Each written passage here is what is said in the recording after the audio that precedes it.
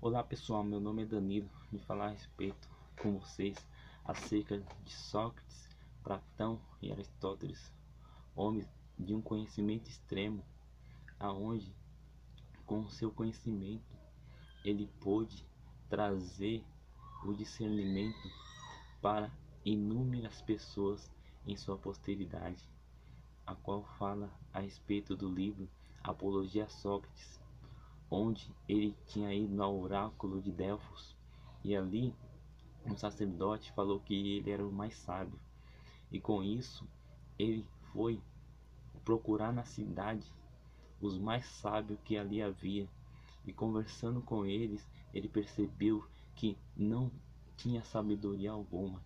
Então por isso ele procurava a quem ele via ensinar o desenvolvimento e o conhecimento. E com isso existiam poetas ali, existiam homens da política que o invejavam e não queria deixar que eles influenciassem, porque esses homens ali eram sofistas que davam conhecimento em troca de receber algum bem, algum dinheiro.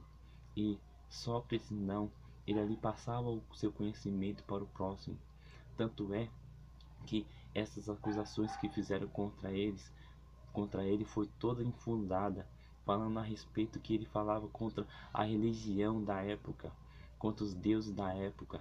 Diziam também que ele estava convertendo os corações dos filhos a serem desrespeitosos com os seus pais, ou mais sábios do que os seus pais.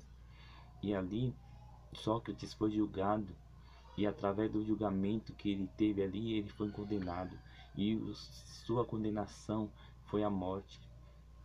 E ali ele tomou aquele veneno chamado cicuta.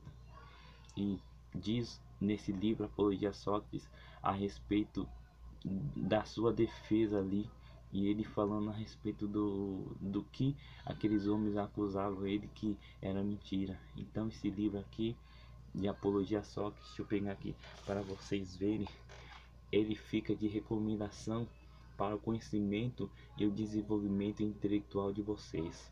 E também ele falar a respeito de Platão, a qual era o seu discípulo e tinha um conhecimento muito grande.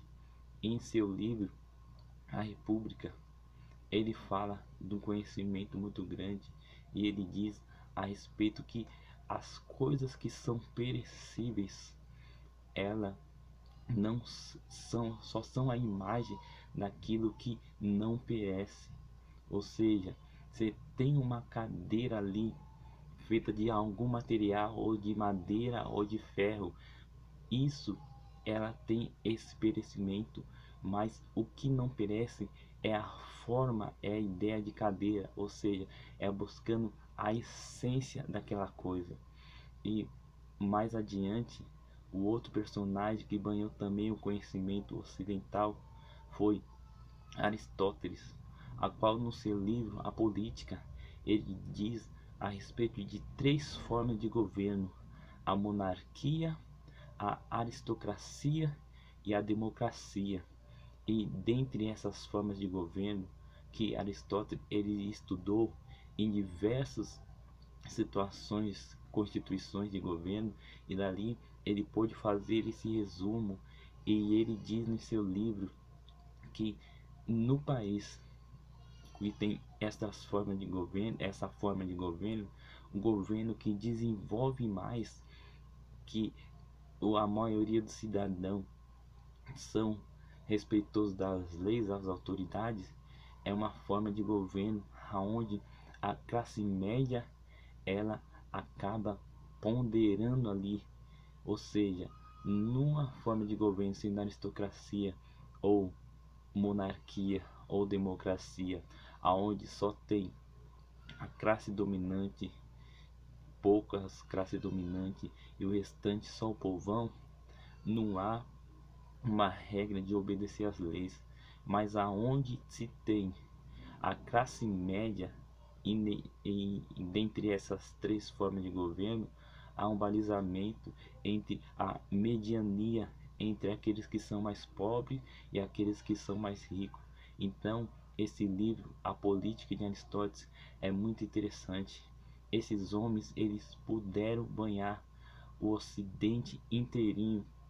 Nós vemos no século XV, século XVI, filósofos muito grandes como Kant, como também Maquiavel, tantos outros, Hobbes, Thomas Hobbes, com seu livro Ali Leviatã, eles foram pegar desse conhecimento. Retornando um pouco em Aristóteles, fala a respeito que nós adquirimos o conhecimento através dos nossos 5 sentidos, ou seja, não foi cultura, não foi conhecimento nenhum que hoje em dia muitas vezes nós vemos através dos currículos do MEC ou de uma ciência especializada que nós vemos que é nova, que querem nos passar. Nós temos que ter o conhecimento na literatura universal, daquilo que ficou de conhecimento para a posteridade. Se nós analisarmos os grandes clássicos, nós iremos aprender muito mais, porque a cultura milenar é coisa que não perece com o tempo.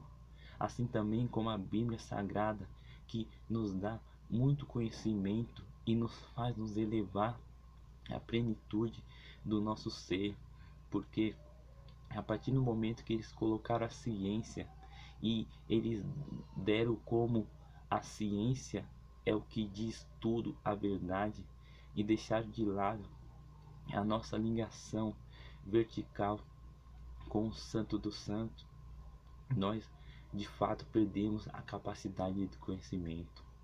Entendemos também que quando teve a divisão de Martinho Lutero ali, que pregou as suas teses na igreja, e foi contra a igreja católica ali, naquela transformação de 1517, aonde havia uma revolução, e em 1500, né, a descoberta aqui do Brasil, ou seja, estava tendo uma evolução, no caso de Portugal, em conhecer as novas terras, e tanto religiosa como uma revolução científica